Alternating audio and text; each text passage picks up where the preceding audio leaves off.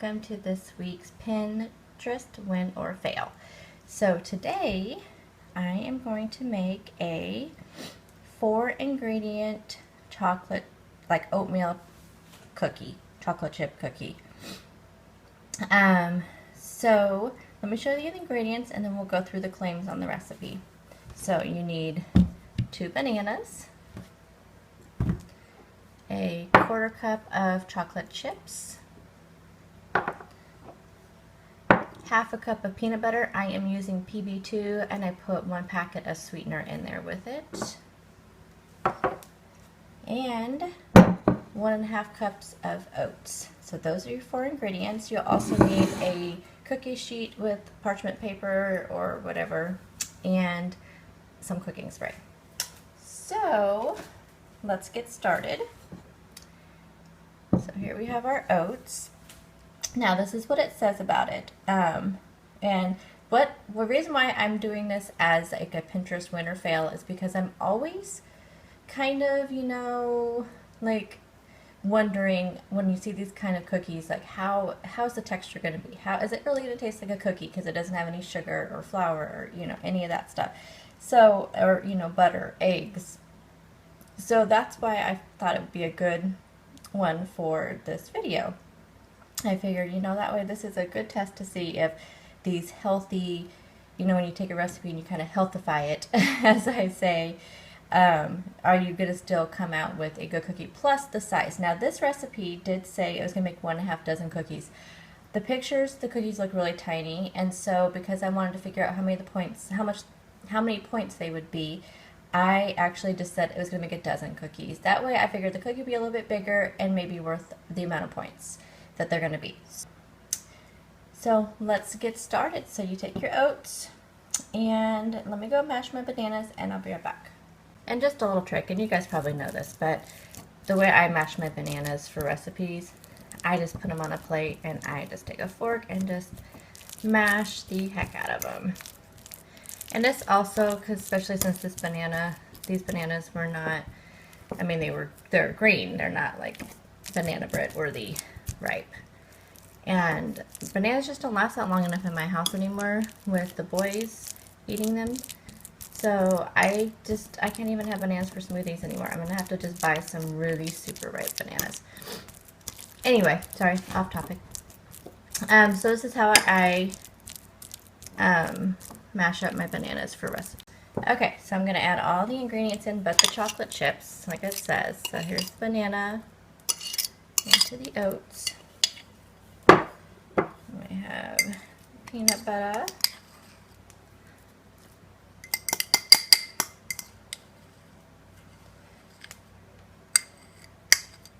And it does say that you can substitute any nut butter that you want.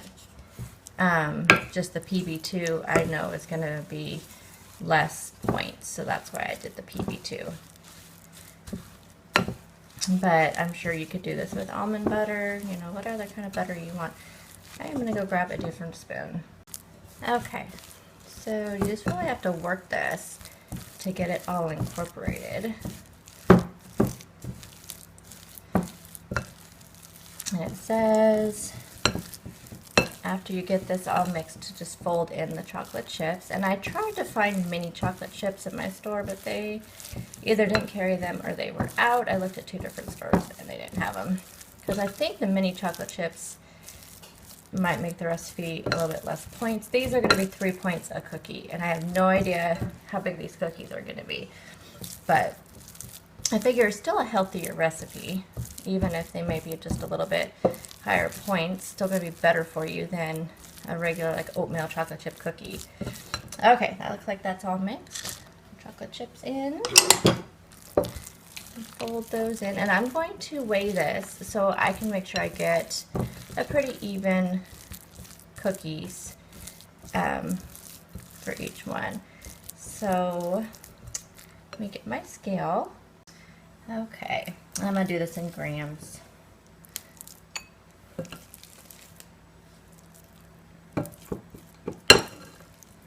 It looks like it says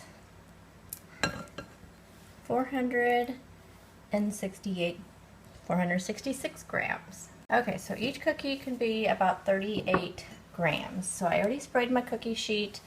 I was just reading some of the, what do you call it? Like the narrative on this recipe, and it says, the lady says that she also is skeptical of this, and it came out more like a chocolate chip granola bar texture, which that's perfectly fine with me. So that's about the size you're gonna get. It's a really gooey consistency. I mean, really gooey. You can't even really form it into a, I mean, it's gooey. So that's interesting. I couldn't have done anything wrong. There's only 4 ingredients. So I don't know if it's maybe just the difference in what kind of nut butter you use, because on her pictures they definitely don't look this gooey, but pictures can be deceiving too. So I'm going to continue weighing out. I'm weighing out each cookie so they'll be even. I'm going to continue doing that, and I'll be right back. Okay, I'm going to assume that since there's no baking powder, baking soda, any of the usual agents that make cookies rise and spread out, since there's none of those in here, I just put them real close together so I can fit it on one cookie sheet. So here we go. So now these need to go into a 350-degree oven for 10 to 12 minutes until bottoms and sides are golden brown. So I'm gonna go do that, and because of video magic, I will be right back.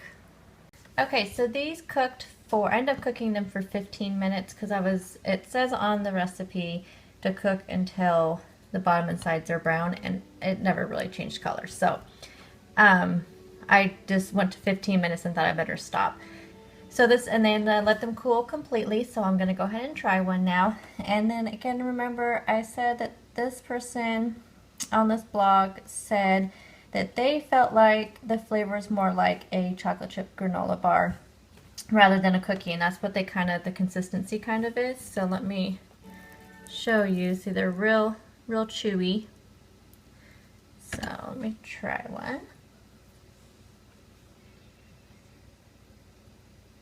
Yeah, they're definitely more like a granola bar. They taste good though. They're sweet.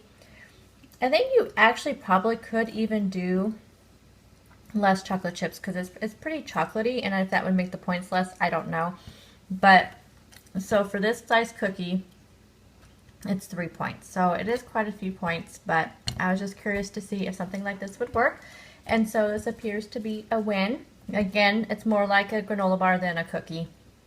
It's not crispy or anything like that. So thank you for watching, and I will see you all in the next Pinterest video. Bye.